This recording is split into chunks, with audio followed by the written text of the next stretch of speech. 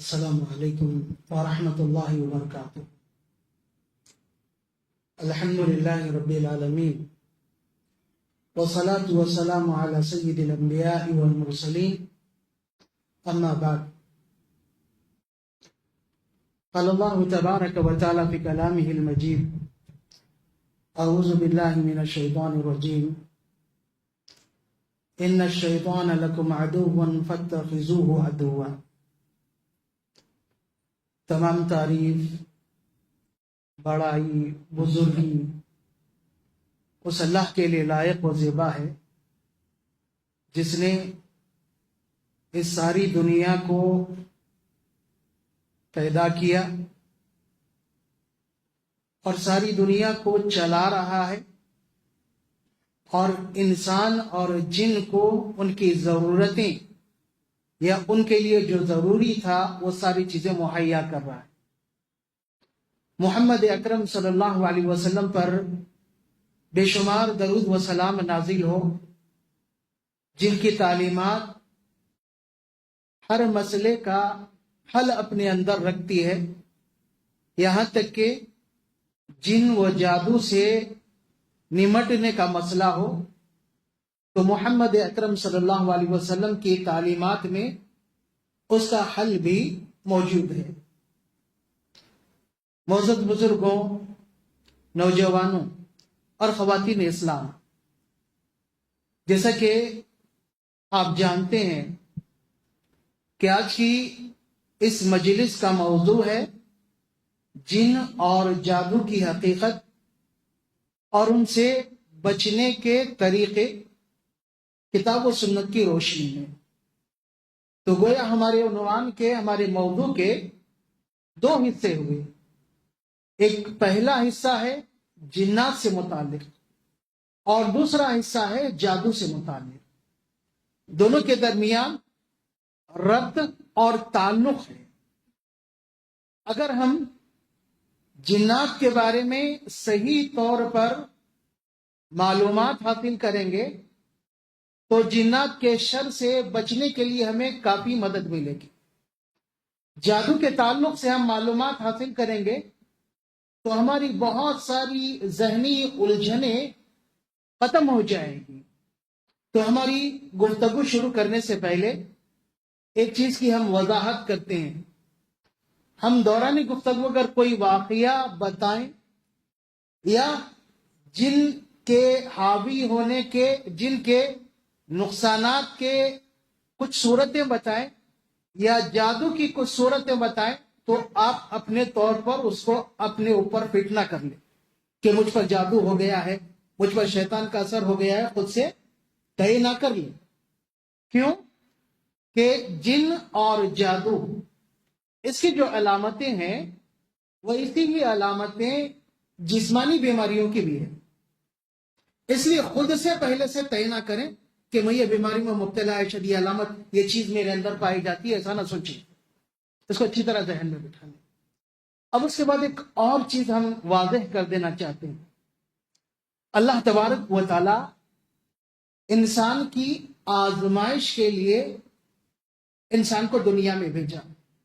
اللہ رب العالمین فرماتا ہے لِيَبْلُوَكُمْ أَيُّكُمْ أَحْسَنُ عَمَلًا۔ اللہ تبارک و تعالی تمہیں آزماتا ہے، تمہیں آزمانے کے لیے پیدا کی کہ کون اچھا عمل کرتے ہیں، عمل کے اعتبار سے کون اچھے ہیں۔ یعنی انسان نیک عمل کرے اور نیک بن کے رہے، یہ اس کے لیے بڑی خیر اور بڑی بھلائی کی بات ہے۔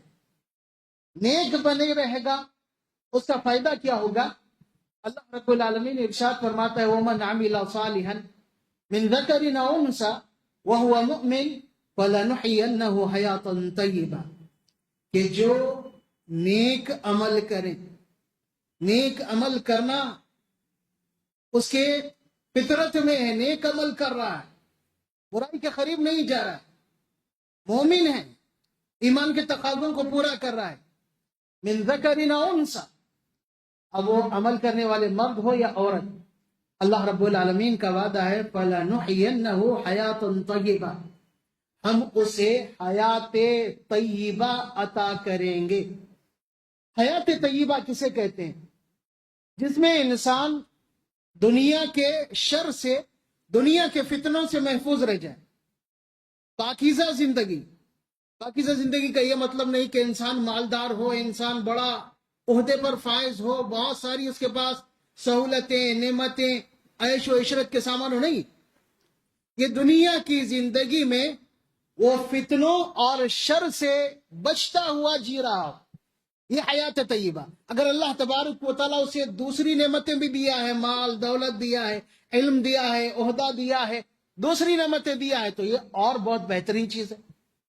تو اللہ تعالیٰ نیک عمل کرنے کے لیے پیدا کیا، اچھا عمل کرنے کے لیے پیدا کیا، اور جو اچھا عمل کرتا اس کو اللہ تبارک و تعالیٰ حیات طیبہ عطا کرتا ہے. اب ہم دیکھتے ہیں کہ بہت سارے لوگ بہت سارے مسائل سے دوچار ہیں. ایک انسان ہے، تجارت اور بزنس ہے اس کا، دن بدن اس کا بزنس پھیلتا جا رہا ہے، اور اس کے بعد ہم اچانک دیکھتے ہیں کہ اس کا سارا بزنس سکڑ کر رہ گیا یا بالکل ختم ہو گیا. ایک اچھا ہٹا کٹا صحت مند انسان ہے، بہت اچھی صحت ہے اس کی، ایک اس کے ساتھ مسائل پیدا ہو جاتے ہیں اور وہ کئی طرح کی بیماریوں میں مبتلا ہو جاتا ہے. اسی طریقے سے ایک اچھی شادی شدہ زندگی ہے، ہنسی خوشی سے دونوں رہ رہے ہیں، کچھ حالات ایسے پیدا ہو جاتے ہیں کہ دونوں کی محبت دونوں سے دشمنی میں تبدیل ہو جاتی ہے، آپس میں ایک دوسرے سے نفرت کرنے لگتے ہیں اور رشتہ ختم ہو کر رہ جاتا ہے. اور بھی بہت سارے مسائل. اس کی وجہ کیا ہے؟ اس کی وجہ بہت ساری وجہ، اس میں سے ایک وجہ اچھی طرح اپنے ذہن میں رکھیں. اللہ تبارک و تعالی انسان کو اس کے اعمال کی سزا دیتا ہے. انسان کے ساتھ جو مصیبتیں، جو پریشانیاں ہوتی ہیں، اس کی ایک بڑی وجہ انسان کے عمل کی سزا. اللہ رب العالمین ارشاد فرماتا ہے وَمَا أَصَابَكُم مِّن مُّصِيبَةٍ فَبِمَا كَسَبَتْ أَيْدِيكُمْ وَيَعْفُو عَن كَثِيرٍ، کہ تمہیں جو تکلیف پہنچتی ہے یہ تمہارے اعمال کا نتیجہ ہے. اعمال کا نتیجہ ہے. کئی طرح سے انسان تکلیف میں مبتلا ہو جاتا ہے. جیسے نبی کریم صلی اللہ علیہ وسلم نے ایک شکل بیان فرمائی کہ ان العبد لا يحرم بالرزق بذنب اصابه، کہ بندے کے رزق میں کمی آ جاتی ہے، رزق سے محروم ہو جاتا ہے، اس کا کاروبار، اس کی خوشحالی ختم ہو جاتی ہے. کیوں؟ بذنب اصابه، اس کے گناہ کرنے کی وجہ سے، اس کے گناہ کرنے کی وجہ سے. تو ایک بڑا سبب انسان کے تکالیف کا، انسان کی پریشانیوں کا گناہ. اب اس کے بعد ایک اور سبب ہے. ہم دیکھیں گے کہ کچھ لوگ ہیں متقی پرہیزگار ہیں، بڑے عبادت گزار ہیں، لیکن پریشان. گنہگار تو نہیں ہے، گناہ کے قریب جانے والے نہیں ہیں، لیکن پریشان ہیں. تو یاد رہے ایسے لوگوں کو بھی اللہ تبارک و تعالی آزماتا ہے. جو عقیدے میں بھی پختہ ہے، عمل میں بھی مضبوط ہے، دن رات اللہ کے ذکر میں مصروف ہے، ایسے لوگوں کو بھی اللہ آزماتا ہے. کیوں آزماتا ہے؟ تاکہ ان کے صبر کا امتحان لے اور ان کے اندر صبر کرنے کا مادہ پیدا ہو، اور پھر اللہ رب العالمین کے مقرب وہ بن جائے. اللہ تبارک و تعالیٰ نے قرآن مجید میں ایوب علیہ السلام کا تذکرہ کیا. ایوب علیہ السلام نبی ہے، اور انبیاء کے بارے میں ہمارا یہ عقیدہ ہونا چاہیے کہ تمام انبیاء معصوم عن الخطا ہوتے، ان سے گناہ نہیں ہوتا. نبی کریم صلی اللہ علیہ وسلم کے فرمان کے مطابق ایوب علیہ السلام تقریباً 18 سال بیماری میں مبتلا رہے. کتنے؟ 1-2 سال نہیں، کچھ مہینے نہیں، 18 سال. 18 سال ان کا مال دولت سب ختم ہو گیا، سب ساتھ چھوڑ گئے، صرف ایک بیوی بچی. اللہ تبارک و تعالیٰ بعد میں ایوب علیہ السلام کو شفا دیتا ہے. اس کے بعد اللہ تعالیٰ ایوب علیہ السلام کے تعلق سے فرماتا ہے اِنَّا وَجَدْنَاهُ صَابِرًا، ہم نے ایوب کو بڑا صبر کرنے والا پایا. بیماری میں ہمیشہ صبر کیا، بڑا صبر کرنے والا، 18 سال صبر کیا، 18 سال۔ تو جہاں نیک لوگوں کو آزمایا جاتا ہے، اللہ کی طرف سے امتحان لیا جاتا ہے، تو اللہ تبارک و تعالیٰ سے مزید گڑ گڑانا چاہیے، مزید قریب ہونے کی کوشش کرنی چاہیے، اور صبر کے دامن کو ہمیشہ تھامے رکھنا چاہیے۔ اب اس کے بعد کچھ اور صورتیں ہیں جس سے انسان کی آزمائش ہوتی ہے، جن میں سے ایک جنات اور دوسرا جادو، نظر بد، اور ان چیزوں سے جڑی ہوئی اور بھی چیزیں ہیں۔ اب ایک اور بنیادی بات ذہن میں رکھیں کہ انسان کو تکلیف، مصیبت، بیماری، شفا، خوشحالی، یہ ساری کی ساری چیزیں اللہ کے حکم سے آتی ہیں، اللہ کے حکم سے۔ جنات تکلیف پہنچاتے ہیں، ان کی تکلیف انسان اس میں مبتلا ہوتا ہے، جادوگر جادو کرتا ہے، انسان مبتلا ہوتا ہے، لیکن بغیر اللہ کی مرضی کے نہیں، اللہ کی مرضی سے ہی ہوگا۔ جیسے کہ ہم نے بتایا، اللہ تبارک و تعالی یا تو انسان کو اس کے اعمال کی سزا دے گا، یا اللہ تبارک و تعالی اس کے صبر کا امتحان لے گا۔ اللہ تبارک و تعالی اس کے درجات کو بلند کرنا چاہتا ہے۔ تو سب سے پہلی ہماری گفتگو ہوگی جنات کے تعلق سے۔ لفظ جن عربی میں جیم نون، اس سے بنے ہوئے الفاظ میں عموماً چھپنے کا معنی پایا جاتا ہے۔ جیسے نبی کریم صلی اللہ علیہ وسلم نے روزے کے تعلق سے فرمایا کہ الصیام جنۃ، روزہ ڈھال ہے۔ ڈھال جسے پہلے زمانے میں تلوار کے حملے سے بچنے کے لیے استعمال کیا جاتا تھا، اور تلوار کے حملے سے بچنے کے لیے وہ اپنے آپ کو ڈھال کے پیچھے چھپا لیتا تھا۔ تو ایک معنی اس کا چھپی ہوئی چیز، جیم نون سے جتنے الفاظ آتے ہیں تقریباً وہی معنی۔ اسی طریقے سے عربی اور اردو میں ایک لفظ استعمال ہوتا جنین۔ جنین کہتے ہیں وہ بچہ جو ابھی ماں کے پیٹ میں ہو، چھپا ہوا ہے، وہ ہمیں دکھائی نہیں دے رہا ہے، اس لیے اس کو جنین کہا گیا۔ جنات کو جن اس لیے کہا گیا کہ یہ مخلوق ہمیں دکھائی نہیں دیتی، یہ مخلوق ہمیں دکھائی نہیں دیتی، اس لیے انہیں جن کہا گیا۔ اللہ تبارک و تعالی نے قرآن مجید میں جہاں انسانوں کا تذکرہ کیا، ملائکہ کا تذکرہ کیا، وہیں پر جنات کا بھی تذکرہ کیا۔ اور یہ بات معروف ہے، ہم میں سے ہر کوئی جانتا ہے، اللہ نے انسان کو مٹی سے پیدا کیا، ملائکہ کو نور سے پیدا کیا، اور جنات کو اللہ تبارک و تعالی نے آگ سے پیدا کیا۔ قرآن مجید میں اللہ رب العالمین کا فرمان ہے کہ وَالْجَانَّ خَلَقْنَاهُ مِنْ قَبْلُ مِنْ نَارِ السَّمُومِ، کہ ہم نے اس سے پہلے جنات کو آگ کی لپیٹ سے پیدا کیا۔ اور کہیں اللہ رب العالمین نے مارج من نار کا لفظ استعمال کیا کہ شعلے کے کنارے سے ہم نے پیدا کیا۔ تو آگ سے اللہ تبارک و تعالی نے جنات کی تخلیق کی، اور جنات کا اصل آگ ہے۔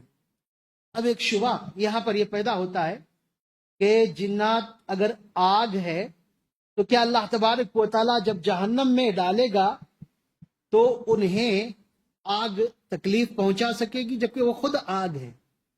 تو یاد رہیں، اللہ تبارک و تعالی ہر چیز پر قادر ہے۔ اللہ تبارک و تعالی آگ سے انہیں عذاب دینے پر قادر ہے۔ انسان مٹی سے پیدا ہوا، لیکن مٹی کے ڈھیلے سے اسے مارے تو مار لگتا ہے، اسے تکلیف ہوتی ہے۔ ویسے ہی اللہ تبارک و تعالی نے جنات کو آگ سے پیدا کیا، جب آگ میں جلائے گا تو انہیں تکلیف ضرور ہوگی۔ ایک اور سوال کہ جنات کی پیدائش کب ہوئی؟ قرآن اور حدیث سے ہمیں اتنا تو معلوم ہوتا ہے کہ جنات کی تخلیق انسان سے پہلے ہوئی۔ جنات کی تخلیق انسان سے پہلے ہوئی۔ کتنے سال پہلے ہوئی، اس بارے میں کوئی قرآن اور حدیث سے صحیح بات ہمارے سامنے نہیں ہے، بلکہ کچھ مفسرین نے 2000 سال کا ذکر کیا، لیکن اس کی کوئی واضح دلیل نہیں ہے۔ ان کا کہنا ہے کہ جنات کو اللہ نے انسانوں سے 2000 سال پہلے پیدا کیا، تو یاد رہے اس کی کوئی واضح دلیل نہیں ہے۔ البتہ یہ ضرور ہے کہ اللہ رب العالمین نے جنات کو انسانوں سے پیدا کیا، اسی لیے اس وقت جن، شیطان فرشتوں میں، ملائکہ میں موجود تھا جب اللہ تبارک و تعالیٰ نے آدم کو سجدہ کرنے کا حکم دیا۔ اب ایک اور مسئلہ یا اور سوال کہ جن اور شیطان الگ الگ ہیں۔ بہت سارے لوگ یہی سمجھتے ہیں جن الگ ہے اور شیطان الگ ہے۔ نہیں، اللہ رب العالمین نے جنات کو آگ سے پیدا کیا، اور جن کے اندر سرکشی آ جائے، اللہ رب العالمین کی نافرمانی زیادہ آ جائے، انہیں شیطان کہتے ہیں۔ ہے وہ تعلق ان کا جنات سے، لیکن ان کے اندر سرکشی زیادہ آ جائے تو انہیں شیطان کہا جاتا ہے۔ جیسے انسان ہے، اب کوئی انسان سرکش ہو جائے تو ہم اس کو کہتے ہیں یہ کیسا شیطان ہو گیا ہے۔ کیوں؟ اس کے اندر سرکشی اور اللہ کی نافرمانی زیادہ آ گئی ہے۔ تو شیطان کے معنی سرکش اور نافرمان۔ جنات میں سے جو سرکش اور نافرمان ہوتے ہیں، اللہ کی اطاعت نہیں کرتے، انہیں شیطان کہا جاتا ہے۔ عربی زبان میں اس کے لیے کئی الفاظ استعمال ہوتے ہیں شیطان کے لیے۔ اصل لفظ جیسے کہ ہم نے بتایا جن، یا اسے جنی بھی کہا جاتا ہے، اور خاص کر جو شیاطین لوگوں کے ساتھ رہتے ہیں، جیسے ہر جگہ شیطان موجود ہوتے ہیں، ان شیاطین کو آمر کہا جاتا ہے، جس کی جمع عمار ہے۔ اور بہت سارے شیاطین بچوں کو پریشان کرتے ہیں، اس کے لیے لفظ استعمال کیا جاتا ہے ارواح، جو روح کی جمع ہے۔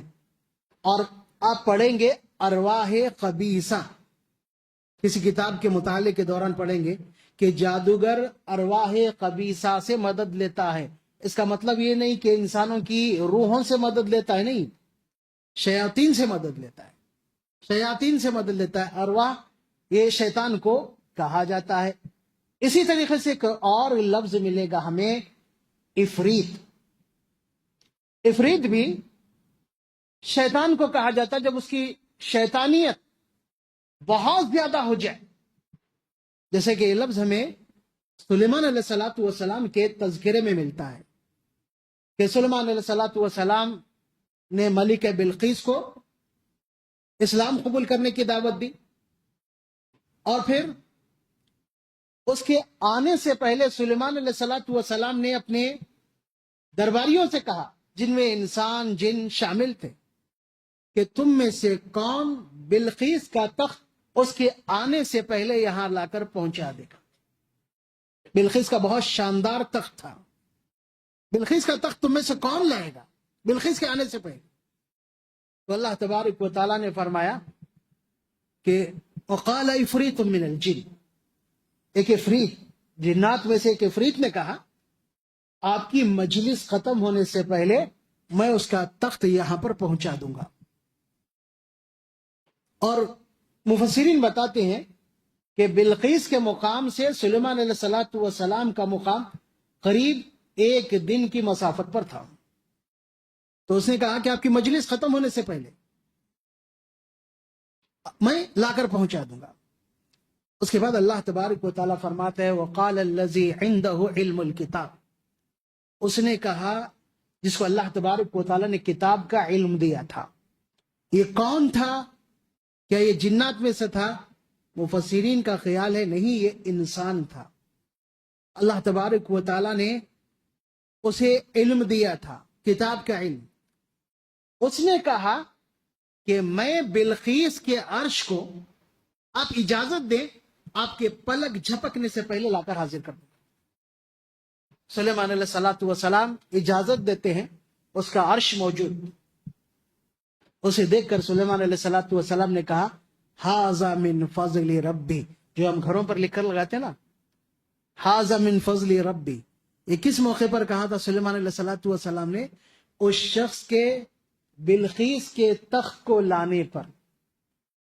سلیمان علیہ الصلوۃ والسلام واضح طور پر عقیدے کا ایک پیغام دے رہے ہیں کہ یہ پلک جھپکنے کے وقفے میں بلقیس کا تخت لایا، لیکن اس کا کوئی کمال نہیں ہے۔ ھذا من فضل ربی، یہ میرے رب کا فضل ہے، میرے رب کا فضل ہے۔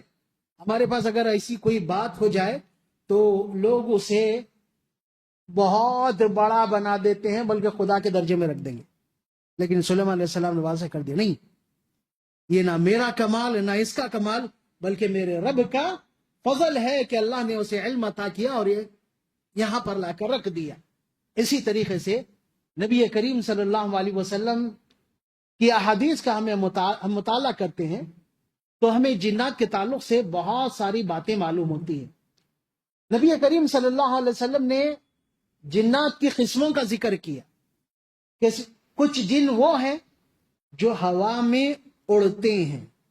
اللہ تبارک و تعالیٰ نے جنات کو بہت ساری صلاحیتیں دی ہیں انسان کی آزمائش کے لیے، یہ ذہن میں رکھیں۔ اور دوسری ایک اور قسم نبی کریم صلی اللہ علیہ وسلم نے بتائی کہ وہ سانپ اور بچھو کے شکل میں ہوتے ہیں، سانپ اور بچھو کی شکل میں۔ اور تیسری قسم جنات کی جو سفر و قیام کرتے ہیں، انسانوں کے ساتھ رہتے ہیں، انسانوں کے ساتھ رہتے ہیں، ہر جگہ موجود ہیں، بلکہ اللہ تبارک و تعالیٰ نے ہر انسان کے ساتھ ایک شیطان لگایا ہے جسے قرین کہتے ہیں، جو اس کے ساتھ ساتھ رہتا ہے اس کی موت تک۔ قرین اس کے ساتھ ساتھ رہتا ہے اور وہ ہر طرح سے کوشش کرتا ہے انسان کو بھٹکانے، اسے نافرمان بنانے کی، کہ اللہ کی راہ سے بھٹک جائے اور اللہ تبارک و تعالیٰ کا یہ نافرمان بن جائے۔ نبی کریم صلی اللہ علیہ وسلم نے جنات کے بارے میں جو تفصیل بیان کی ہے، اس سے تو ہمیں معلوم ہوتا ہے کہ جنات بھیس بدل سکتے ہیں، لیکن ان کی اصلی شکل کیا ہے یہ کسی کو نہیں معلوم۔ اصلی شکل ایک جن، اس کی اصلی شکل کیا ہے نہیں معلوم۔ جیسے نبی کریم صلی اللہ علیہ وسلم نے جبریل علیہ السلام کو اصلی شکل میں 2 مرتبہ دیکھا، اور ایک مرتبہ آپ نے جبریل علیہ السلام کا حلیہ بیان کیا، ان کے 2 بازو اور دونوں بازوؤں میں پر، اور مشرق و مغرب 2 حصوں کو ڈھانک رہے ہیں، دونوں طرف کے حصوں کو ڈھانک لے رہے ہیں، پورے افق کو ڈھانک رہے ہیں، لیکن یہ تو جبریل علیہ السلام کی شکل۔ ایسے ہی جنات کی شکل کیا ہے یہ کسی کو نہیں معلوم۔ بھیس بدل کر کئی شکل میں انسان کے پاس آ سکتا ہے، انسان کو دکھ سکتا ہے، لیکن اس کی اصلی شکل اللہ تبارک و تعالیٰ فرماتا ہے اِنَّهُ يَرَاكُمْ هُوَ وَقَبِيلُهُ مِنْ حَيْثُ لَا تَرَوْنَهُمْ، کہ جن اور جنات تمہیں دیکھ سکتے ہیں لیکن تم انہیں نہیں دیکھ سکتے، ان کی اصلی شکل میں، ان کی اصلی شکل میں نہیں دیکھ سکتے ہیں۔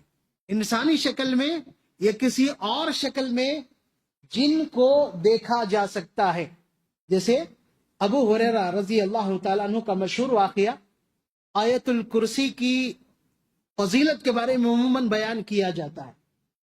آیت الکرسی کی فضیلت اپنی جگہ مسلمہ ہے، نبی کریم صلی اللہ علیہ وسلم نے بہت ساری فضیلتیں بیان کی، اور ابو ہریرہ رضی اللہ تعالیٰ عنہ کا ایک واقعہ ہے، انسانی شکل میں آیا تھا شیطان، اور ابو ہریرہ نے اسے کیا کیا تھا؟ پکڑ لیا تھا، پکڑ لیا تھا۔ 3 دن ہوا اس طرح، اس کے بعد نبی کریم صلی اللہ علیہ وسلم نے فرمایا کہ وہ شیطان ہے۔ ابو ہریرہ کو پتہ نہیں شیطان تھا، انسانی شکل میں آیا اس لیے معلوم نہیں۔ بعد میں نبی کریم صلی اللہ علیہ وسلم فرماتے ہیں کہ وہ شیطان تھا، جھوٹا ہے، تمہیں ایک سچی بات بتا گیا ہے، وہ ہے جھوٹا۔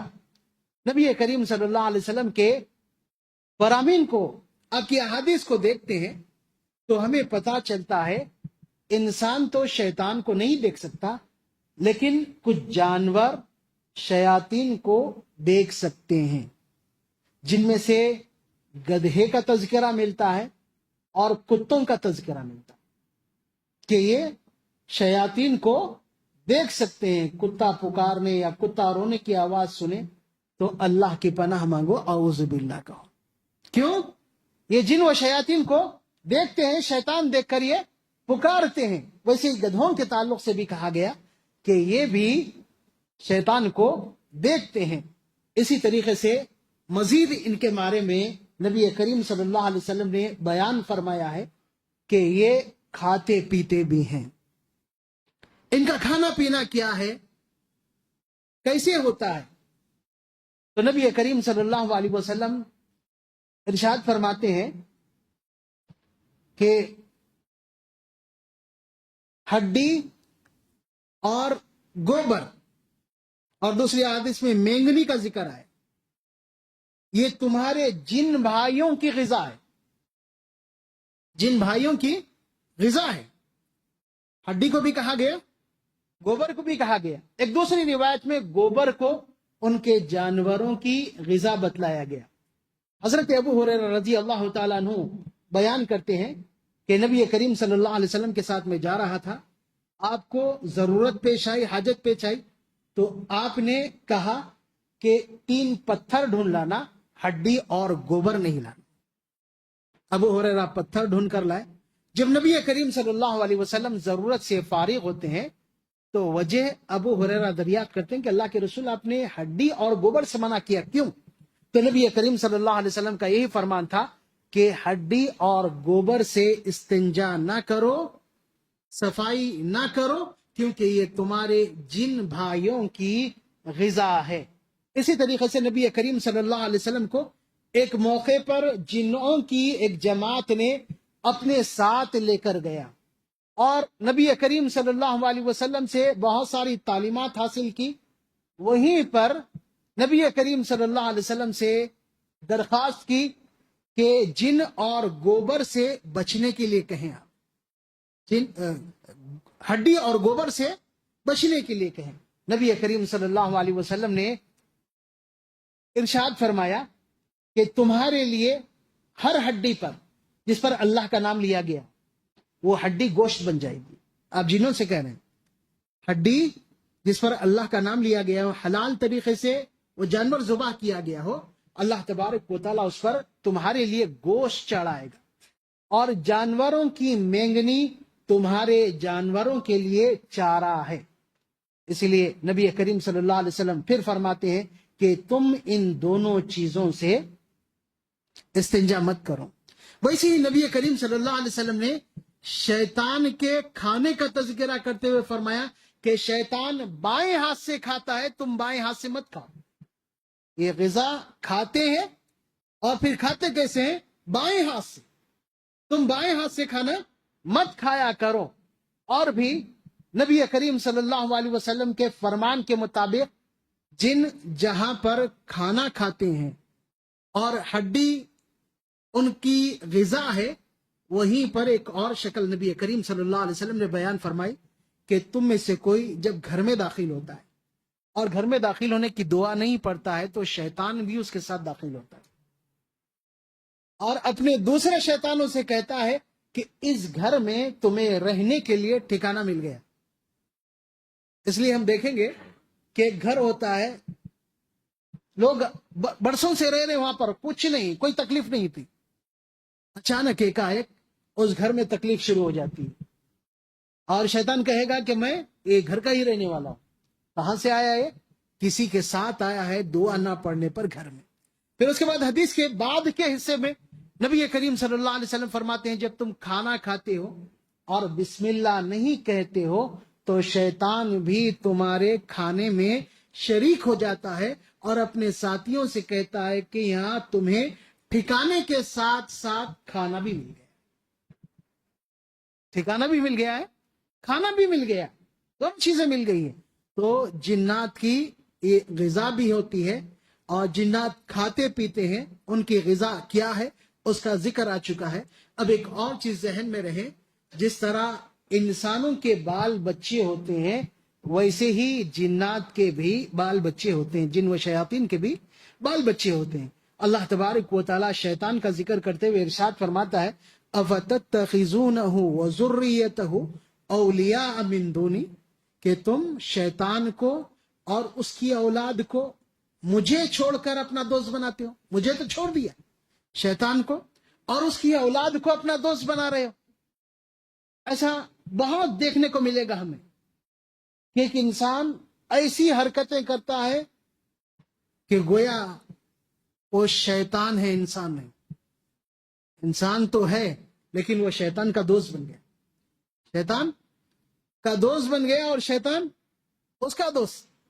دونوں میں تعلقات ہو گئے ہیں اور اس کو پتا بھی نہیں ہے کہ میں شیطان کے فتنے میں پڑ چکا ہوں، شیطان کی پریشانیوں میں مبتلا ہو چکا ہوں. اسی لیے ہر انسان کو چاہیے کہ جن و شیاطین سے بچنے کی کوشش کریں. ایک اور سوال ہے، جب جنات میں عورتیں ہوتی ہیں، جنات کی شادی ہوتی ہے، تو کیا یہ ممکن ہے انسان اور جن کی شادی ہو سکے؟ کسی مرد کی شادی جنی سے، کسی جن کی شادی عورت سے، انسانی عورت سے، کیا یہ ممکن ہے؟ قرآن حدیث سے ہمیں یہ پتا چلتا ہے کہ یہ ممکن نہیں ہے، اس لیے کہ اللہ تبارک و تعالیٰ ارشاد فرماتا ہے وَمِنْ آيَاتِهِ أَنْ خَلَقَ لَكُم مِّنْ أَنفُسِكُمْ أَزْوَاجًا لِتَسْكُنُوا إِلَيْهَا. اللہ تبارک و تعالیٰ کی نشانیوں میں سے ایک نشانی ہے کہ اللہ نے تم ہی میں سے تمہارا جوڑا بنایا. تم انسان ہے، انسان سے ہی اللہ تبارک و تعالیٰ نے تمہارا جوڑا بنایا. جنات میں سے تمہارا جوڑا نہیں ہو سکتا. تمہاری جن سے تمہارا جوڑا بنایا. قرآن مجید میں اور بھی بہت ساری جگہ اس طرف ہمیں اشارہ ملے گا. اور پھر اللہ تبارک و تعالیٰ نے شادی کا مقصد کیا بیان کیا؟ لِتَسْكُنُوا إِلَيْهَا، تاکہ تم اس سے سکون حاصل کرو. ایک انسان کی جن سے شادی ہو تو سکون حاصل ہو ہی نہیں سکتا، ممکن ہی نہیں. اس لیے یہ درست نہیں ہے، ایسا نہیں ہو سکتا. کچھ لوگ اس بات کے قائل ہیں، لیکن یاد رہے قرآن حدیث میں ہمیں ایسی کوئی چیز نہیں ملتی. نبی کریم صلی اللہ علیہ وسلم کے زمانے میں بھی جنات تھے، صحابہ کے زمانے میں بھی جنات تھے. کسی صحابی کی شادی جنی سے یا کسی جنی کی شادی صحابی سے ہوئی، ایسی کوئی بات ہمیں نہیں ملتی. اس لیے ممکن نہیں ہے، اور جو دعویٰ کرتے ہیں ان کا دعویٰ غلط ہے. یہ رہا جنات کے تعلق سے کچھ باتیں. اب اس کے بعد جنات کے تعلق سے باتیں تو بہت زیادہ ہے، لیکن ہم اس کو ہی کافی سمجھتے ہیں. اور اس کے بعد آتے ہیں جادو کی طرف.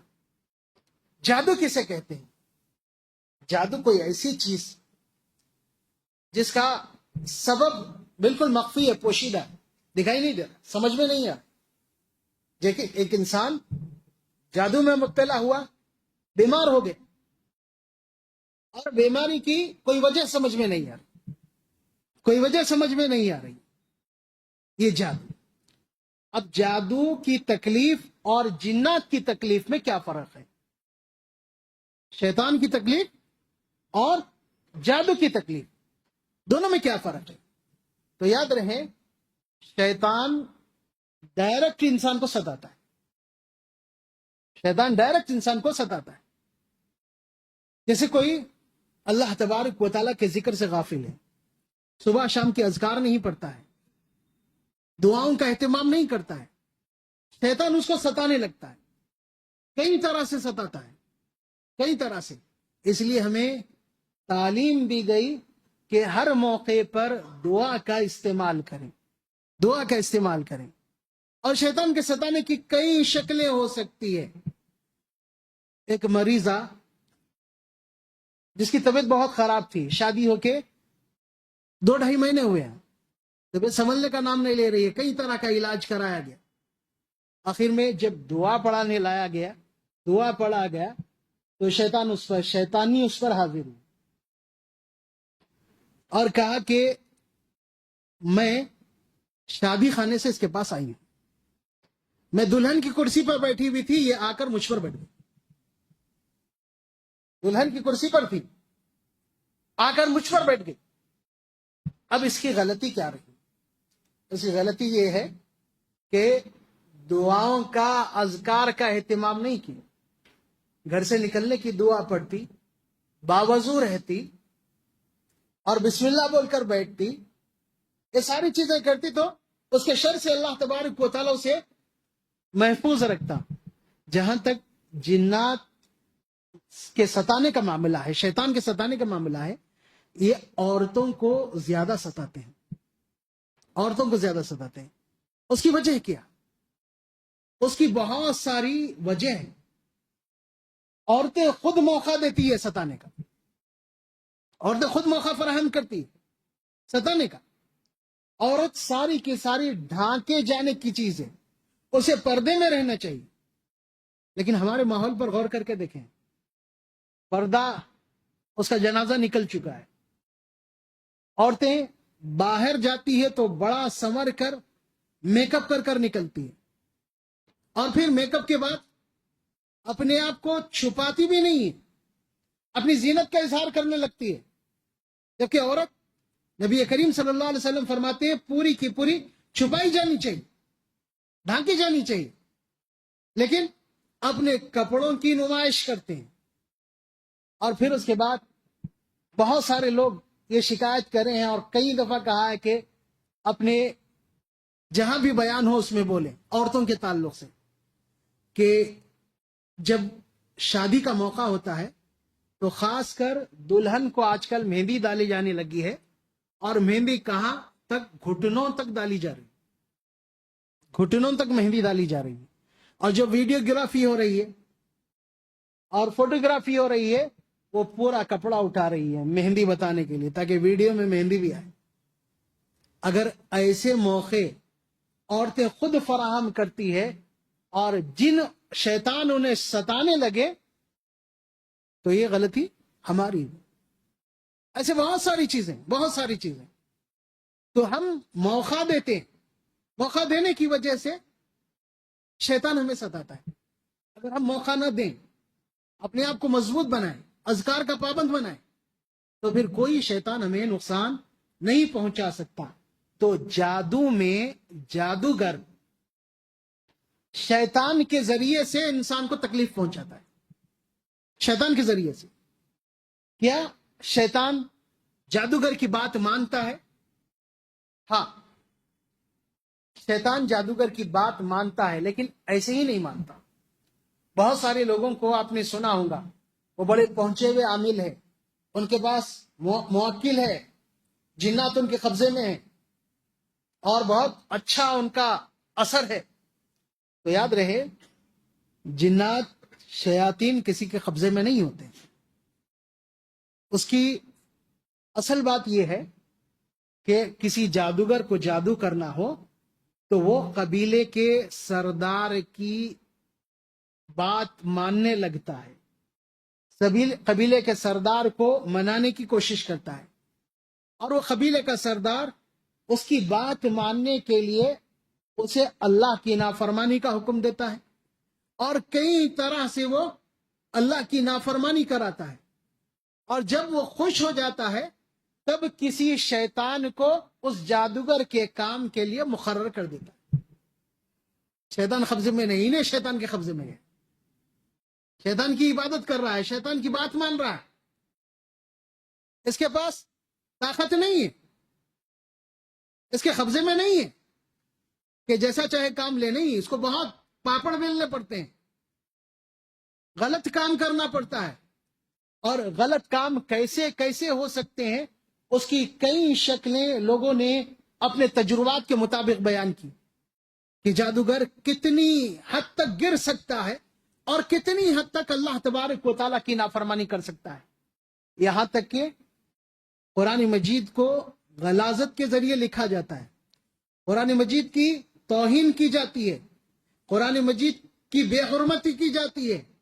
ایسی بہت ساری چیزیں کرنے پر جب وہ قبیلے کا سردار خوش ہوتا ہے تب اس کو اس کا کام کرنے کے لیے کسی کے سپرد کرتا ہے، یہ تمہارا کام کرے گا. اس لیے جادوگر یہ خود طاقتور نہیں ہوتا ہے بلکہ ایک بڑے شیطان کے اثر میں ہوتا ہے. بہت سارے لوگ جادو کا انکار کرتے ہیں، جبکہ جادو نبی کریم صلی اللہ علیہ وسلم کی احادیث سے، قرآن مجید کے مطالعے سے ہمیں معلوم ہوتا ہے کہ جادو اللہ تبارک و تعالیٰ نے انسان کی آزمائش کے لیے رکھی ہے. قرآن مجید میں بہت سارے مقامات پر اس کا تذکرہ، نبی کریم صلی اللہ علیہ وسلم کی بہت ساری احادیث میں اس کا تذکرہ. جو لوگ جادو کا انکار کرتے ہیں، شروع میں یہ لوگ تھے معتزلہ، گمراہ فرقہ تھا. انہوں نے جادو کا انکار کیا اور انہی کی باتیں، انہی کی چیزیں ہمارے پاس چلی آ رہی. اور جو موجودہ زمانے میں اپنے آپ کو روشن خیال مسلمان کہتے ہیں. روشن خیال مسلمان کون لوگ کہتے ہیں اپنے آپ کو؟ جو نہ قرآن کو مانتے نہ حدیث کو مانتے، بس نام مسلمان ہے، اور تہذیب اور فکر پوری غیر مسلم ہے، اور غیر اسلامی تہذیب، غیر اسلامی فکر کو یہ روشن خیالی سمجھتے ہیں، بہت اچھا سمجھتے ہیں. اس طرح کے لوگ بھی جادو کا انکار کرتے ہیں، جبکہ قرآن اور حدیث میں اس کا تذکرہ موجود ہے اور ہر زمانے میں یہ چیز رہی ہے. موسیٰ علیہ السلام کا تذکرہ ملے گا تو وہاں پر بھی معلوم ہوگا کہ موسیٰ علیہ السلام کا مقابلہ جادوگروں سے ہوا. سلیمان علیہ السلام کا ذکر بھی ہمیں ملتا ہے. اللہ تبارک و تعالیٰ نے سورہ بقرہ آیت نمبر 102 میں سلیمان علیہ السلام کا تذکرہ کیا، ہاروت ماروت کا ذکر کیا اور فرمایا وما کفر سلیمان، سلیمان نے کفر نہیں کیا، سلیمان نے کفر نہیں کیا. ان آیات کے شان نزول کے بارے میں مفسرین کہتے ہیں کہ جب نبی کریم صلی اللہ علیہ وسلم سے یہودیوں نے سلیمان علیہ السلام کا تذکرہ انبیاء کے درمیان سنا، انبیاء علیہ السلام کے تذکرے میں سلیمان علیہ السلام کا تذکرہ، سلیمان بھی نبی، تو یہودی کہنے لگے ارے سلیمان تو جادوگر تھے، نبی کیسے بن گئے؟ تب اللہ تبارک و تعالی نے قرآن مجید کی آیت نازل فرمائی وَاتَّبَعُوا مَا تَتْلُو الشَّيَاطِينُ عَلَى مُلْكِ سُلَيْمَانَ. ہوا یہ تھا کہ سلیمان علیہ السلام کے زمانے میں جادو بہت زیادہ ہو گیا تھا اور لوگ جادو کے ذریعے سے، جادوگر لوگوں کو ستانے لگے تھے. تو سلیمان علیہ السلام نے اپنی سلطنت میں اعلان کرا دیا اور اپنے آدمیوں کو حکم دیا کہ جادو کی جتنی کتابیں لوگوں کے پاس ہے ساری جمع کی جائے. جادو کی کتابیں جمع کر دی گئی. اب مسئلہ تھا اس کو ضائع کرنے کا، کیسے اس کو ضائع کریں، کہاں رکھا جائے اس کو، لوگوں کے ہاتھ لگے گی تو پھر شروع ہو جائیں گے لوگ. تو ایک رائے یہ آئی کہ سب سے محفوظ مقام آپ کی کرسی ہے، کوئی یہاں پر نہیں آتا، سب سے زیادہ سیکیورٹی یہیں پر ہے. سلیمان علیہ السلام نے اپنی شاہی کرسی کے نیچے گڑا کھود کر اسے دفن کروا دیا.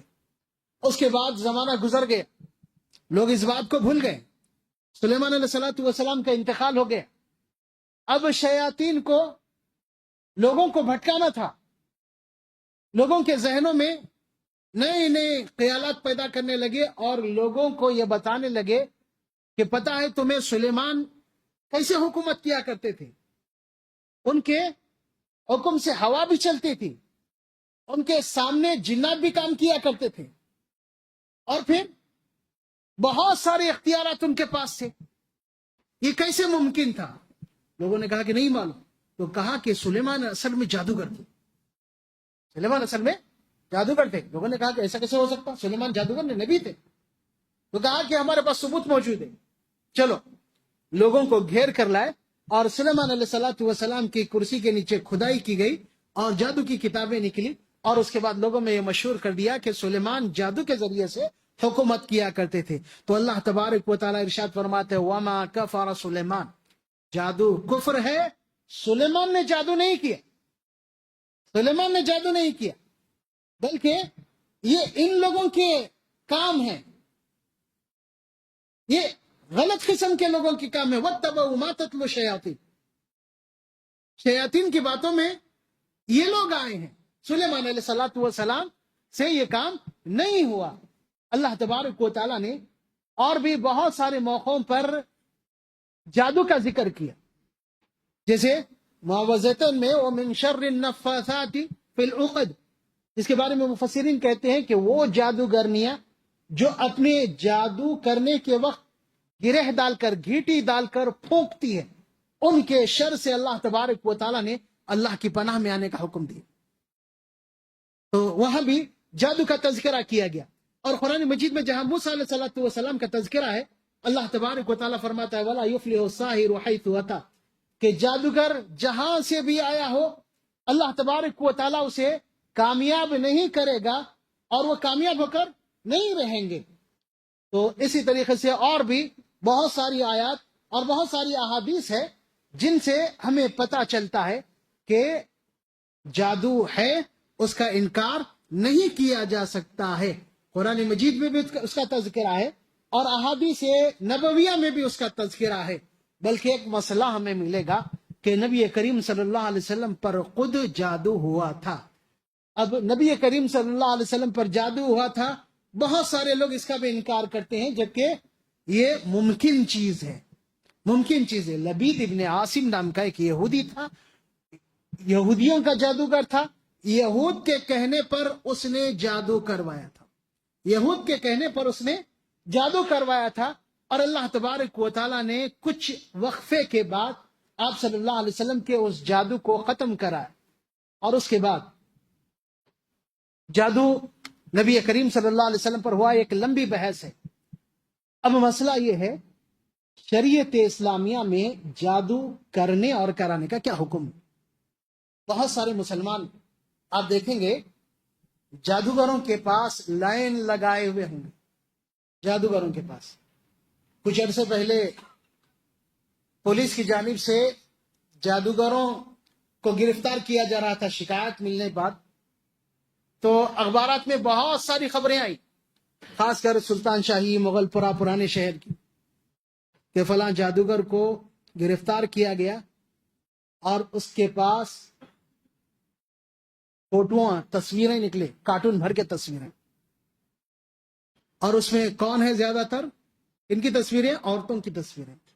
جادو کا ایک طریقہ تصویر کے ذریعے سے جادو، تصویر کے ذریعے سے جادو۔ اور خاص کر ہم عورتوں سے کہیں گے کہ وہ جب کسی کو دعا پڑھانے کے لیے کہتی ہیں یا بات کرتی ہے تو کہتی ہیں کہ وہ تو نہیں ہے، ان کا فوٹو ہے ہمارے پاس۔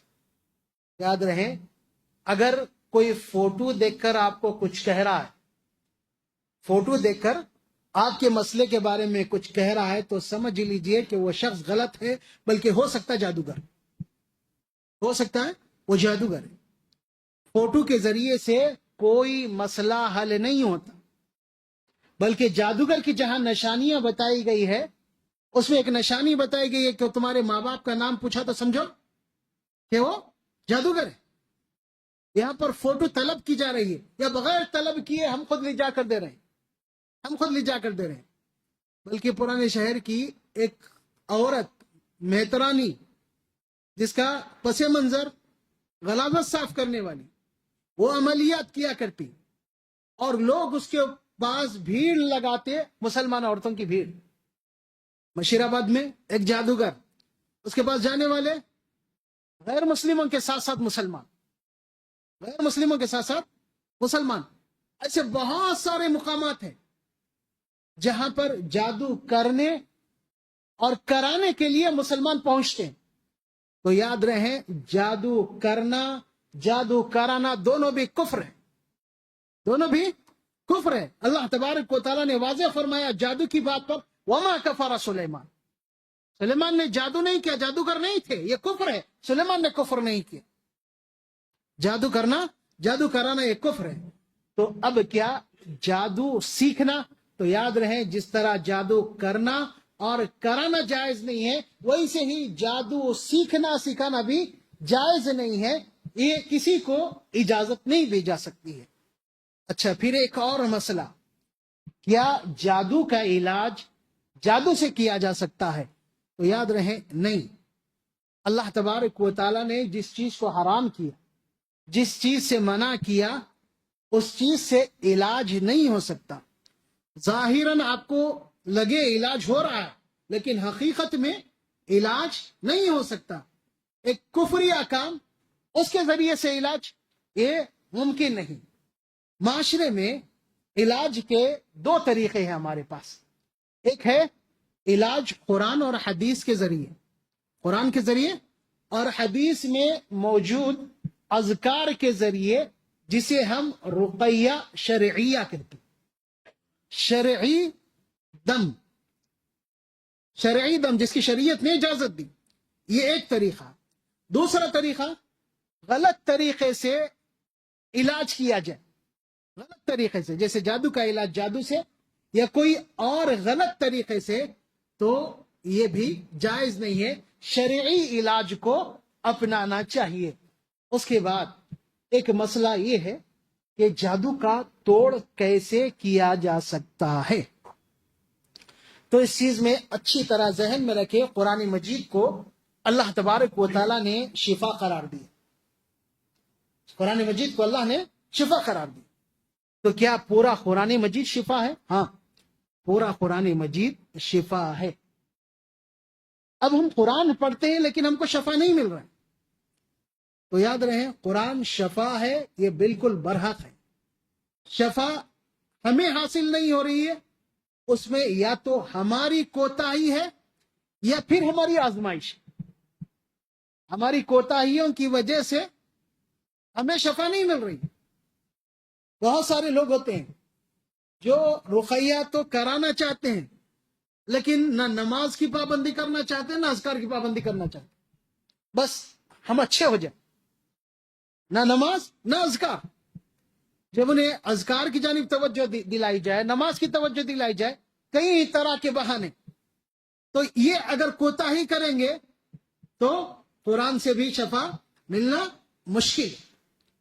ایک دوسری بات، بعض وقت جیسے کہ ہم نے بتایا اللہ تبارک و تعالیٰ نیک لوگوں کو آزماتا ہے ان مسائل میں مبتلا کر کر.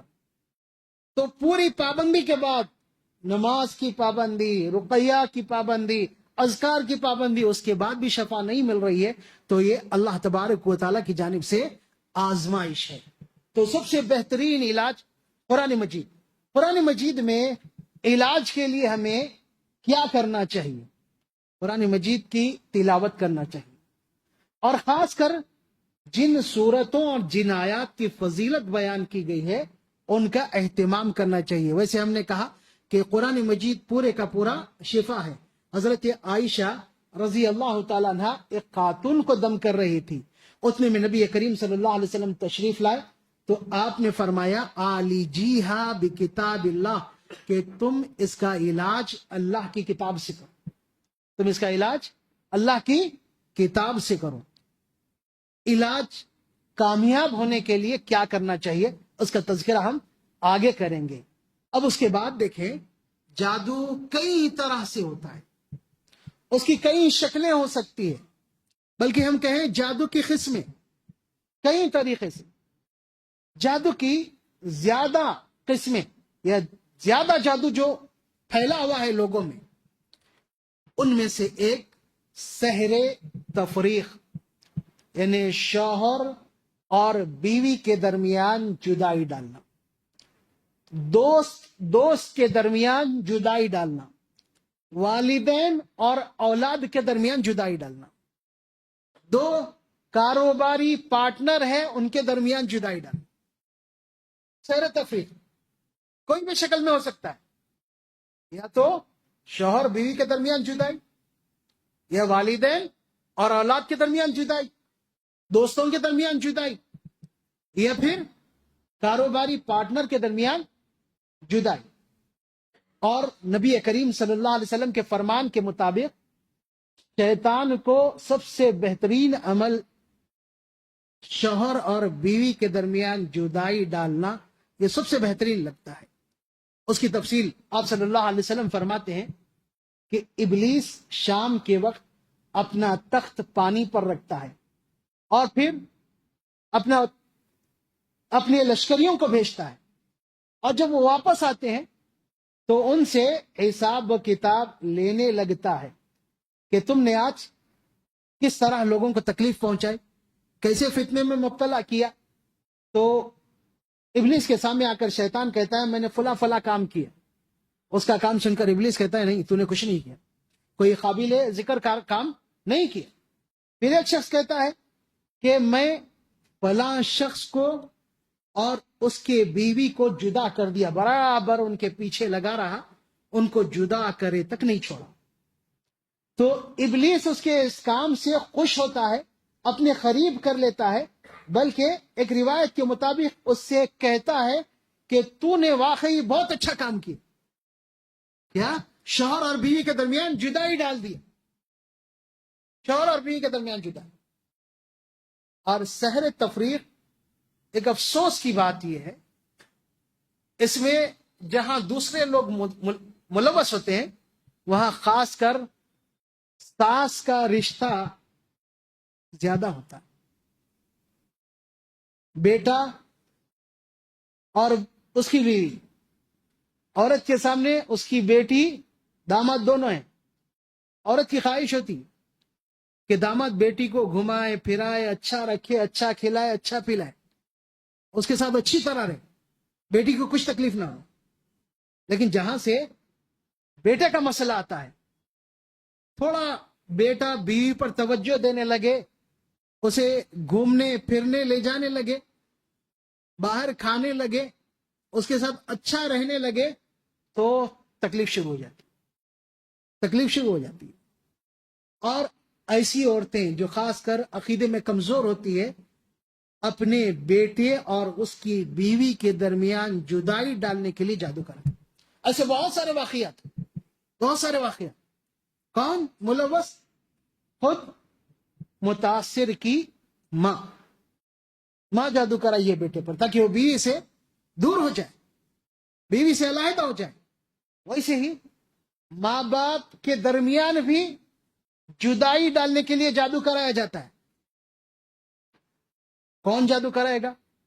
کوئی بھی ہو سکتا ہے, رشتہ دار بھی ہو سکتے ہیں جس میں ان کا فائدہ ہو, یا ان کے ملنے جلنے یا ان کے خوش رہنے سے انہیں تکلیف ہو. ایسے بھی لوگ جادو کرا سکتے ہیں. دوستوں کے درمیان بھی جدائی ہو سکتی ہے.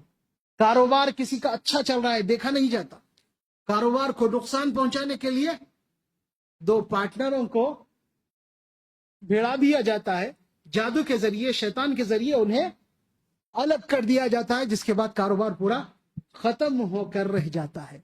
تو یہ جدائی والا جادو, جادو کی ایک قسم. اور دوسری قسم جادو کی محبت والا جادو, کہ محبت پیدا ہو جائے. محبت کس میں پیدا ہو؟ جیسے کہ ہم نے یہ ساری چیزیں ذکر کی, انہیں میں شوہر اور بیوی میں محبت, اور کرانے والی کون؟ ساس ہوتی ہے. چاہتی ہے کہ داماد بیٹی پر زیادہ توجہ دے, بیٹی کو اچھا رکھے. داماد بیٹی سے خوش نہیں ہے تو اسے خوش کرنے کے لیے, اسے قریب کرنے کے لیے یہ جادو کرایا جاتا تھا کہ دونوں کے درمیان محبت پیدا ہو. اور پھر اس کی بہت ساری علامتیں ہیں, بہت ساری علامتیں, کہ سحر محبت اگر کسی کے درمیان ہو جائے تو کیا ہوتا ہے. دونوں کا لگاؤ بہت زیادہ غیر ضروری, اور پھر دونوں ایک دوسرے کے بغیر نہیں رہ سکتے, بہت زیادہ بے چینی کا مظاہرہ کرتے ہیں, بے چینی کا مظاہرہ. باہر جاتا ہی نہیں ہوں, گھر میں بیوی کے پاس ہی رہنا پسند کرے گا. لیکن یاد رہے اس کے الٹے اثرات بھی ہوتے ہیں, الٹے اثرات بھی ہوتے ہیں. اس جادو کی وجہ سے شوہر بیمار پڑ سکتا ہے, بلکہ بہت زیادہ تکلیف اٹھا سکتا ہے, سالوں بیمار رہ سکتا ہے. اسی طریقے سے خود بیوی پر اس کا اثر ہو سکتا ہے, اور نتیجہ الٹا ہو سکتا ہے. محبت کے وجہ وہ شوہر سے نفرت کرنے لگتی. جادو کرایا محبت کے لیے, لیکن اس کا ایک منفی اثر, وہ بجائے محبت کے نفرت کرنے لگتی ہے. اور پھر وہ اپنے رشتہ داروں سے بھی نفرت کرنے لگتا ہے, چاہے مرد ہو یا عورت. اپنے رشتہ داروں سے، خود اپنے رشتہ داروں سے بھی نفرت کرنے لگی. اور پھر اس کے بعد اس کے اسباب میں غور کریں تو جیسے کہ ہم نے کہا کہ عموماً داماد کے بیٹی سے قریب کرنے کے لیے یہ جادو کیا جاتا ہے، لیکن شرعی طور پر ہمیں ایسی بہت ساری تعلیمات دی گئی ہیں، خاص کر عورتوں کو، جس سے وہ شوہر کو قریب کر سکتی ہے. جیسے کہ ہم نے بتایا کہ شوہر کے لیے سنورنا، شوہر کے لیے اپنے آپ کو تیار کرنا، یہ ایک طریقہ ہے. شوہر سے اچھی گفتگو کرنا، شوہر کے تھکاوٹ کا خیال رکھنا، شوہر کے وقت پر کھانے پینے کا خیال رکھنا، شوہر کے آرام کا خیال رکھنا، یہ وہ چیزیں ہیں جو محبت پیدا کرتی ہے. ہم یہ ساری چیزیں نہیں کرتے. بننا سنورنا شوہر کے لیے نہیں، بلکہ ہم سمجھتے ہیں کہ یہ شادی میں جائیں، کسی فنکشن میں جائے تبھی بنا اور سنورا جا سکتا، میک اپ کیا جا سکتا. اور عام وقت میں جب شوہر کے سامنے ہو تو بالکل ایسی حالت جس سے شوہر کے اندر محبت پیدا ہی نہیں ہو سکتی ہے. یہ بہت بڑی کوتاہی ہے عورتوں کی جانب سے اپنے شوہر کے حق میں. تو یہ دوسری قسم ہوئی. پہلی قسم جدائی ڈالنے والا جادو، اور دوسری قسم محبت پیدا کرنے والا جادو، شوہر اور بیوی کے درمیان محبت پیدا کرنے والا جادو. اسی طریقے سے ہم آگے اگر چھان مارے تو ہمیں معلوم ہوتا ہے ایک جادو سحر جنون بھی کہلاتا ہے، جس سے انسان پر پاگل پن کے دورے پڑتے ہیں. سحر جنون، پاگل پن کے دورے پڑتے ہیں.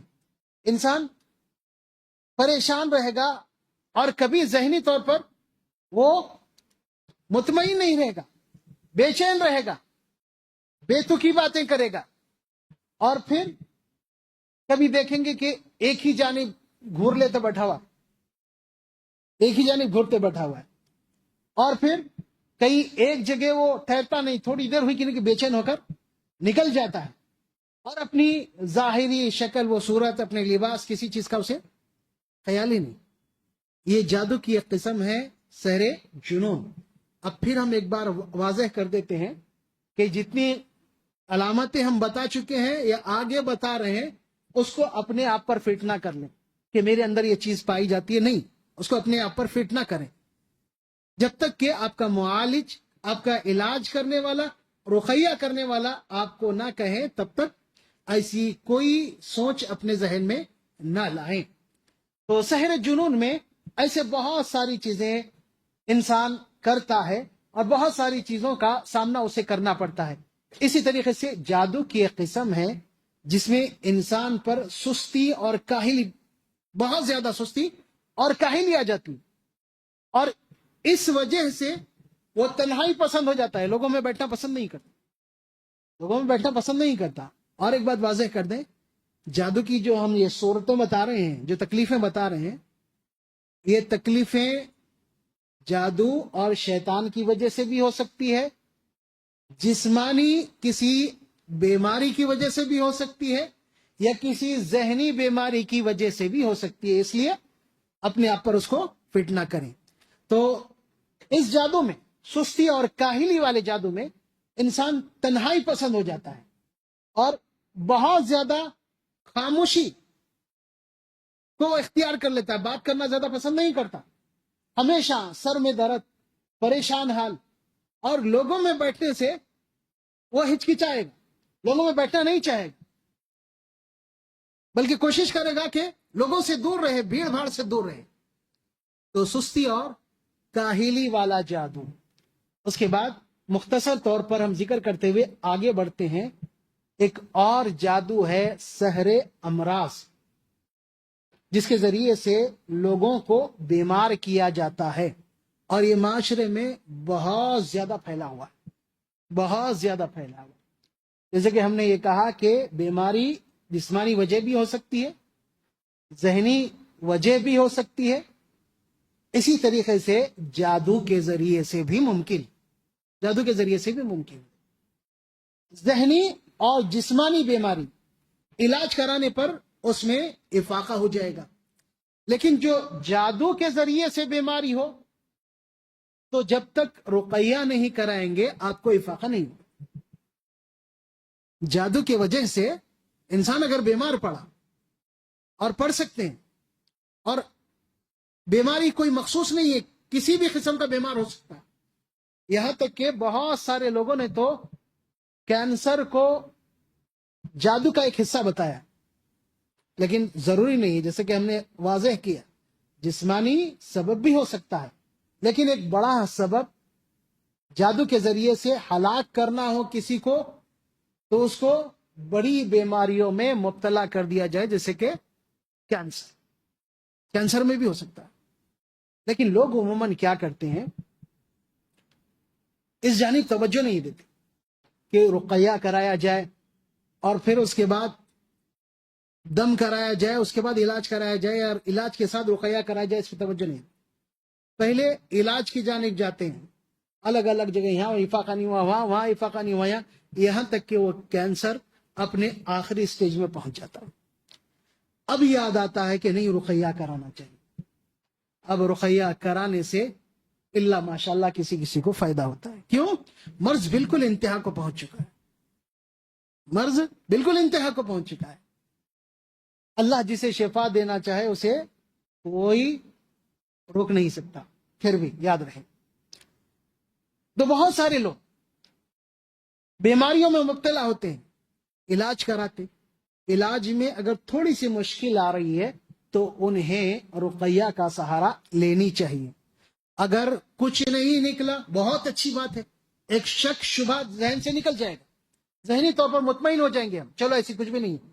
کیوں؟ اس واسطے سے کہ آپ کوئی انسان بیمار پڑتا ہے تو عیادت کرنے والے 36 قسم کے خیالات اس کے دماغ میں ڈالتے ہیں. یہ ہو گیا ہوں گا تمہارے کو، وہ ہو گیا ہوں گا، اس کی وجہ سے ہو رہا، اس کی وجہ سے ہو رہا، بہت ساری وجوہات اس کا دماغ خراب کر رکھ دیتے ہیں. تو ایسی بیماریاں ہوں تو علاج کے ساتھ رقیہ بھی کرانا چاہیے. ہمارے پاس ایک مریضہ لائی گئی تھی جس کے کان میں مرض کی وجہ سے بہت زیادہ پریشان، یہاں تک کہ اس کے پورے ٹیسٹ ہو گئے، دوائیں اور جو ہو سکتا تھا دیا جا رہا ہے اسے، اور کان سے پیپ بہ رہا ہے اور پیپ کے ساتھ کیڑے نکل رہے ہیں بہت زیادہ. جب رقیہ کرایا گیا تو 8 دن کے اندر اللہ تبارک و تعالیٰ نے اسے شفا دی، اس کے بعد وہ بالکل ٹھیک ہو گئی. تو ایسے کئی مثالیں ہیں جن میں جادو کے ذریعے سے کسی مرض میں مبتلا کر دیا جاتا ہے. تو اس کا ذہن میں رکھنا چاہیے، علاج کے ساتھ ساتھ خود سے اپنے آپ پر بھی دم کرنا چاہیے، خود بھی دعائیں اور اذکار وغیرہ پڑھتے رہنا چاہیے. اور پھر اس کے بعد ایک جادو کی ایک اور قسم ہے جس کا مختصر طور پر ہم ذکر کریں گے، اور اس کا تعلق ہے عورتوں سے، جسے سحر استحاضہ کہا جاتا ہے. کہ عورت ماہواری شروع ہونے کے بعد اس کے مقررہ دنوں کے بعد پاک نہیں ہوتی ہے، بلکہ وہ مسلسل جاری رہتا ہے، خون جاری رہتا ہے کئی دن تک. تو یہ عموماً شیطان کی وجہ سے ہوتا ہے. نبی کریم صلی اللہ علیہ وسلم سے ایک صحابیہ نے اس مرض کی شکایت کی تو آپ صلی اللہ علیہ وسلم نے فرمایا کہ یہ شیطان کی وجہ سے ہے. شیطان ایک رگ کو ایڑ لگاتا ہے جس کی وجہ سے یہ مسئلہ پیش آتا ہے. تو ایسی عورتوں کو چاہیے کہ زیادہ سے زیادہ خود پر دم کر لیا کریں. اس مرض سے بچنے کے لیے زیادہ سے زیادہ دم کر لیا کریں. ویسے ہی جادو کے ذریعے سے ایک اور کام کیا جاتا ہے، شادی میں رکاوٹ.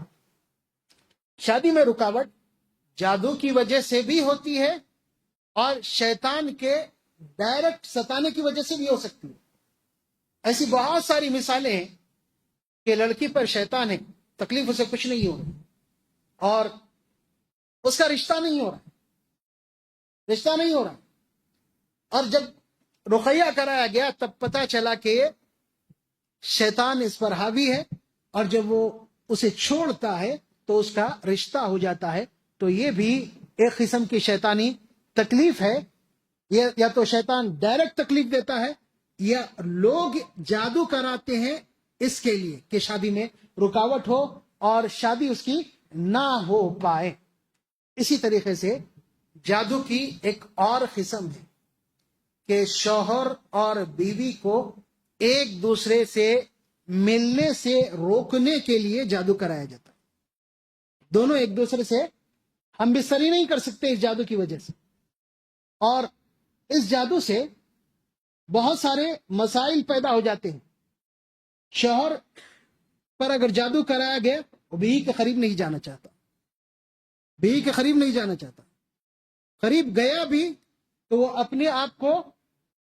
اپنے آپ میں وہ کمزور محسوس کرنے لگتا کہ میں بیوی کے قابل نہیں ہوں. اسی طریقے سے اگر بیوی کو کرایا جائے تو وہ شوہر کے قریب آنے کو پسند نہیں کرتی. شوہر اسے چھیے، اس کے قریب آئے، یہ اسے پسند نہیں ہوتا، نہیں چاہتی وہ. اور ایک اور چیز اسی جادو میں کہ جب شوہر ہم بستری کا ارادہ کرے تو عورت کو خون آنا شروع ہو جائے، بیوی کو خون آنا شروع ہو جائے اور وہ جماع کے قابل نہ رہیں. تو ایسی اور بھی بہت ساری چیزیں، بہت ساری باتیں اس تعلق سے ہیں، ہم مختصر طور پر ذکر کیے ہیں.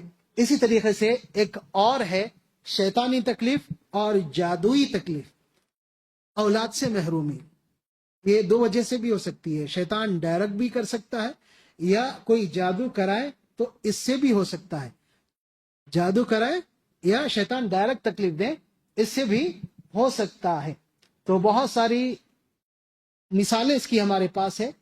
اولاد نہیں ہو رہی تھی، جب رقیہ کرایا اللہ تبارک و تعالیٰ نے اولاد سے نوازا. اب اس کے بعد ایک اور مسئلہ ذہن میں رہے، جیسے کہ ہم نے بتایا کہ تکلیف، مصیبت، یہ ساری چیزیں اللہ کی اجازت سے ہوتی ہیں. ویسے ہی جادو کا اثر بھی اللہ کی اجازت سے ہوتا ہے. جادوگر تو جادو کرتا ہے لیکن اس کا اثر بغیر اللہ کی اجازت کے نہیں ہوتا ہے. اللہ تبارک و تعالیٰ نے جہاں سلیمان علیہ السلام کا ذکر کیا وہاں پر سحر تفریق کا ذکر کیا کہ یہ جادو کے ذریعے سے سلیمان علیہ السلام کے زمانے میں ہاروت و ماروت کیا کرتے تھے؟ لوگوں کے جادو سکھاتے تھے. کون سا جادو؟ شوہر اور بیوی کے درمیان جدائی ڈالنے والا. اس کے بعد اللہ نے واضح کیا وما هم بضارین به من احد الا باذن اللہ، کہ اللہ کی اجازت کے بغیر کسی کو نقصان نہیں پہنچا سکتے. اللہ کی اجازت کے بغیر کسی کو نقصان نہیں پہنچا سکتے. تو اللہ تبارک و تعالیٰ اولاد دینے والا ہے. اللہ تبارک و تعالیٰ اولاد دینے والا ہے، اور اولاد کا ایک وقت متعین کیا ہے.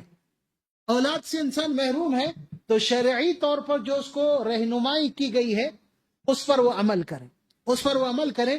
اللہ تبارک و تعالیٰ ضرور اولاد سے نوازے گا اور اولاد دے گا. اب اس کے بعد اور بھی بہت ساری چیزوں کے ساتھ ساتھ کہ جادو سے کیسے بچا جائے، جادو سے یا شیاطین کے شر سے کیسے بچا جائے. تو جادو سے بچنے کے لیے احتیاطی اقدامات کرنا چاہیے.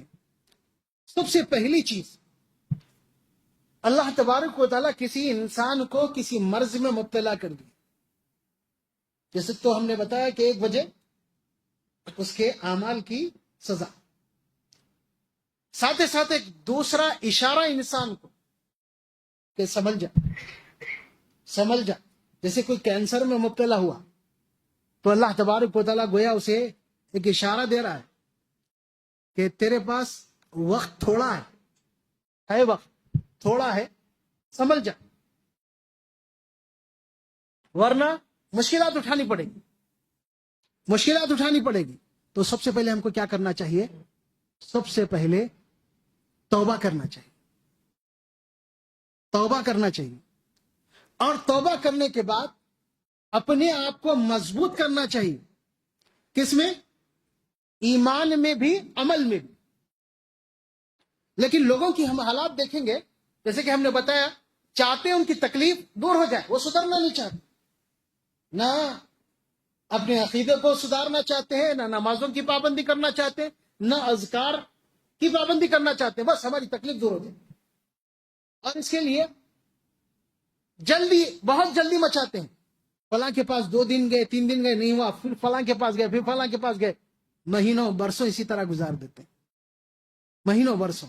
جبکہ ایک اور چیز اپنے عقیدے کے سدھار، عمل کے سدھار کے ساتھ ساتھ صبر کرنا ہے. اللہ نے کتنے عرصے کے لیے اس کی آزمائش رکھی ہے ہمیں نہیں معلوم. صبر کرنا ہے. اللہ نے اپنے نبی ایوب علیہ السلام کو 18 سال آزمایا. ہم 18 گھنٹے صبر کرنا نہیں چاہتے. 18 گھنٹے صبر. اب اس کے بعد اذکار کی پابندی. اذکار میں خصوصاً صبح و شام کے اذکار. وقت کم ہے، اس کی تفصیل میں گئے بغیر ہم مختصر طور پر بول رہے ہیں. صبح اور شام کے اذکار کی پابندی. اور ہم صبح کے اذکار کی پابندی کریں گے، اللہ شام تک ہماری حفاظت کرے گا. ہم شام کے اذکار کی پابندی کریں گے، اللہ تبارک و تعالیٰ صبح تک ہماری حفاظت کرے گا. وہ ہم ایک محفوظ قلعے میں، ہم محفوظ قلعے میں ہے نا. اب اس کے بعد اور بھی بہت ساری چیزیں، جیسے اجوا کھجور کا استعمال. نبی کریم صلی اللہ علیہ وسلم کے فرمان کے مطابق اجوا کھجور جو روز 7 عدد استعمال کرتا ہے صبح سویرے، اسے زہر اور جادو اثر نہیں کرتا. زہر اور جادو اثر نہیں کرتا. کوشش کرے مدینہ کا اجوا، اگر مدینہ کا نہیں تو کم سے کم کوئی بھی اجوا استعمال کیا جا سکتا ہے. اسی کے ساتھ ساتھ ایک اور چیز، باوضو رہنے کی پوری کوشش کرنا چاہیے. باوضو رہنے کی. ہم خالی نماز کی وقت وضو کرتے ہیں، ٹھیک ہے، لیکن کوشش کریں باوضو رہیں. باوضو رہنے سے اللہ تبارک و تعالیٰ بہت سارے شر سے ہمیں بچا لیتا ہے، بہت سارے شر سے. اب ہم اگر سوچیں باوضو رہنا بولتے ہمیں بہت گراں گزرے گا، صبح سے شام تک کیسا وضو ٹوٹتے رہے گا ہمارا. نہیں، اگر ہم باوضو رہنے کی کوشش کریں گے، اللہ تبارک و تعالیٰ ہمارے مرض کے بہت سارے مسائل حل کرے گا. بہت سارے مسائل باوضو رہنے سے. اور نبی کریم صلی اللہ علیہ وسلم فرماتے ہیں کہ وضو کی حفاظت ایک مومن ہی کر سکتا ہے. ایک مومن ہی وضو کی حفاظت کر سکتا ہے. تو باوضو رہنے کی کوشش کرنا چاہیے. اور خاص کر رات میں بستر پر جانے سے پہلے وضو کرنا چاہیے. اگر ناپاکی کی حالت ہے، غسل کی ضرورت ہے، تو کم سے کم وضو کر کر سوئیں. فجر سے پہلے غسل کر لیں، لیکن سونے کے لیے وضو کرنا چاہیے. ویسے ہی خواتین ہیں ناپاکی کی حالت میں، لیکن سوتے وقت وضو کر کر سوئیں. اسی طریقے سے اور بھی بہت ساری دعائیں وغیرہ اور بہت ساری چیزیں بتائی گئی ہے. اور جادو کے تعلق سے بھی اور بہت ساری چیزیں ہیں. ایک اور مسئلہ ہے ہمارے پاس، نظر بد کا. جس طرح شیطان کی تکلیف ہوتی ہے، جادو سے تکلیف ہوتی ہے، ویسے ہی نظر بد سے بھی تکلیف ہوتی ہے. نظر بد سے بھی تکلیف ہوتی ہے، بلکہ نظر بد کی تکلیف جادو کے تکلیف سے کم نہیں ہوتی.